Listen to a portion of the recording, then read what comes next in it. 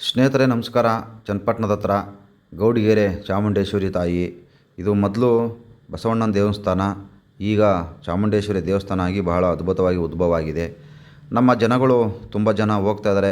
ಭಕ್ತಿ ಅಂತೂ ಇವಾಗ ಸಿಕ್ಕಾಪಟ್ಟೆ, ಭಕ್ತಿಗಿಂತ ದೇವ್ರ ಮೇಲೆ ಪ್ರೀತಿ ಜಾಸ್ತಿ ಆಗಿದೆ. ಯಾಕಂದರೆ ಅಷ್ಟು ಜನಗಳು ಈ ಏನು ಉಚಿತ ಬಸ್ಸು ಸರ್ಕಾರ ಬಿಟ್ಟಿದೆಯಲ್ಲ, ಆ ಉಚಿತ ಬಸ್ಸಿಂದ ದೇವಸ್ಥಾನಗಳಿಗೆ ಸಿಕ್ಕಾಪಟ್ಟೆ ಜನ, ಅದು ಹೆಣ್ಮಕ್ಳಂತೂ ಭಯಾನಕ ಹೋಗ್ತಾ ಇದ್ದಾರೆ. ಕೆಲ್ಸಕ್ಕೆ ಹೋಗ್ತೀನಂದು ದೇವಸ್ಥಾನಕ್ಕೆ ಹೋಗ್ಬರ್ತಾರೆ, ಇಲ್ಲ ಎಲ್ಲೋ ಹೋಗಿ ದೇವಸ್ಥಾನಕ್ಕೆ ಹೋಗ್ಬರ್ತಾರೆ.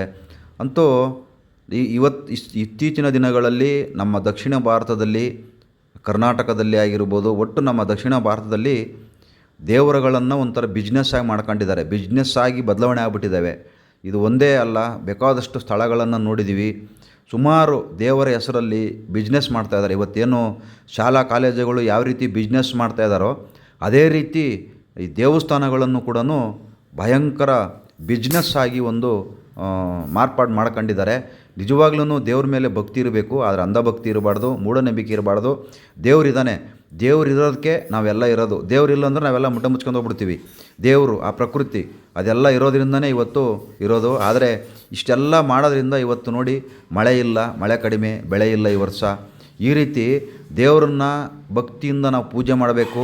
ಆದರೆ ಎಷ್ಟೋ ಜನ ತಮ್ಮ ಮನೆ ದೇವರೇ ಗೊತ್ತಿಲ್ಲ, ತಮ್ಮ ಮನೆ ದೇವರೇ ಬಿಟ್ಬಿಟ್ಟು ಪಕ್ಕದ ಮನೆ ಲಕ್ಷ್ಮಮ್ಮ ಹೋಯ್ತಾಳೆ ಅಂದ್ಬಿಟ್ಟು ನಾನು ಅಲ್ಲಿಗೆ ಹೋಗ್ಬರ್ತೀನಿ, ಇನ್ನೂ ಪಕ್ಕದ ಮನೆ ಗಂಗಮ್ಮ ಅಲ್ಲಿಗೆ ಹೋಯ್ತಾಳೆ ಅಂದ್ಬಿಟ್ಟು ಅಲ್ಲಿಗೆ ಹೋಗ್ಬರ್ತೀನಿ. ಈ ರೀತಿ ಒಬ್ಬರು ನೋಡಿ ಈ ಉಚಿತ ಬಸ್ಸಿಂದ ದೇವಸ್ಥಾನಕ್ಕೆ ಹೋಗ್ತಾಯಿದ್ದಾರೆ ಹೊರತು ಭಕ್ತಿಯಿಂದ, ಶ್ರದ್ಧೆ ಭಕ್ತಿಯಿಂದ ಯಾರು ಕೂಡ, ನಾನು ನೋಡಿರೋದು 100ರಲ್ಲಿ ಒಬ್ಬರು ಇಬ್ಬರು ಅಷ್ಟೇ ಭಕ್ತಿಯಿಂದ ದೇವಸ್ಥಾನಕ್ಕೆ ಹೋಗ್ತಾರೆ. ಆದರೆ ಇತ್ತೀಚಿನ ದಿನಗಳಲ್ಲಿ ಉಚಿತ ಬಸ್ ಇರುವುದರಿಂದ ಹೆಣ್ಣು ಮಕ್ಕಳು, ಅತಿ ಹೆಚ್ಚು ಹೆಣ್ಣು ಮಕ್ಕಳು ದೇವಸ್ಥಾನಗಳಿಗೆ ಸುತ್ತಾಡ್ತಾ ಇದ್ದಾರೆ. ಸಂಬಂಧಿಕರು ಮನೆಗೆ ಹೋಗ್ತಾ ಇಲ್ಲ, ಸಂಬಂಧಿಕರನ್ನ ದೂರ ಆಗಿರ್ತಕ್ಕಂಥ ಸಂಬಂಧಿಕರನ್ನು ಒಂದು ಮಾಡ್ತಾ ಇಲ್ಲ, ದೂರ ಆಗಿರ್ತಕ್ಕಂಥ ಸಂಬಂಧಿಕರನ್ನು ಒಂಥರ ಎಲ್ಲೋ ಇರ್ತಾರೆ ಪಾಪ, ಅವ್ರನ್ನೆಲ್ಲ ಒಂದು ಮಾಡೋ ಕೆಲಸ ಮಾಡ್ತಾಯಿಲ್ಲ. ಏನಪ್ಪ ಅಂದರೆ ಉಚಿತ ಬಸ್ ಇದೆ, ಸರ್ಕಾರ ಒಂದು ಅದ್ಭುತವಾದ ಯೋಜನೆ, ಒಳ್ಳೊಳ್ಳೆ ಕೆಲಸ ಮಾಡಿ ಅಂತಂದೇಳಿ ಬಿಟ್ಟಿದೆ ಬಸ್ಸ. ಆದರೆ ಜನಗಳು ಬರೀ ದೇವಸ್ಥಾನ ಸುತ್ತಾಡ್ತಿದ್ರೆ ಹೊರತು ನಮ್ಮ ಅತ್ತೆ ಮನೆಗೆ ಹೋಗೋಣ, ನಮ್ಮ ಮಾವನ ಮನೆಗೆ ಹೋಗೋಣ, ಇಲ್ಲ ನಮ್ಮ ಮಗಳು ಮನೆಗೆ ಹೋಗೋಣ, ಇಲ್ಲ ನಮ್ಮ ಸಂಬಂಧಿಕರ ಮನೆಗೆ ಹೋಗೋಣ, ಇಲ್ಲ ನಮ್ಮ ಅದ್ಭುತವಾದ ಸ್ನೇಹಿತರ ಮನೆಗೆ ಹೋಗೋಣ ಅಂತಂದೇಳಿ ಯಾರು ಅಷ್ಟೊಂದು ತಲೆ ಕೆಡಿಸ್ಕೊಳ್ಳಲ್ಲ. ಅಯ್ಯೋ ನಡಿ, ಆ ಗೌರಮ್ಮನ ದೇವಸ್ಥಾನಕ್ಕೆ ಹೋಗೋಣ, ಲಕ್ಷ್ಮೀ ದೇವಸ್ಥಾನಕ್ಕೆ ಹೋಗೋಣ, ಚಾಮುಂಡಿಗೆ ಹೋಗೋಣ, ಇನ್ನು ಆ ಬೆಟ್ಟಕ್ಕೆ ಹೋಗೋಣ, ಈ ಬೆಟ್ಟಕ್ಕೆ ಹೋಗೋಣ, ಬರೀ ಈ ರೀತಿ ಮಾಡ್ತಾಯಿದ್ರೆ ಹೊರತು ಏನೇ ದೇವಸ್ಥಾನಕ್ಕೆ ಹೋದರೂ ಮಾನವೀಯತೆ, ಮನುಷ್ಯತ್ವ ಸತ್ತೋಗಿದೆ ಅಷ್ಟೇ. ನೋಡಿದ್ರಲ್ವಾ ದೇವಸ್ಥಾನ ಎಷ್ಟು ಅದ್ಭುತವಾಗಿದ್ದಾವೆ, ಎಷ್ಟು ಬಿಸ್ನೆಸ್ ಮಾಡ್ಕೊಂಡಿದ್ದಾರೆ. ಇದಂತೂ ಸತ್ಯ ಅಲ್ವಾ?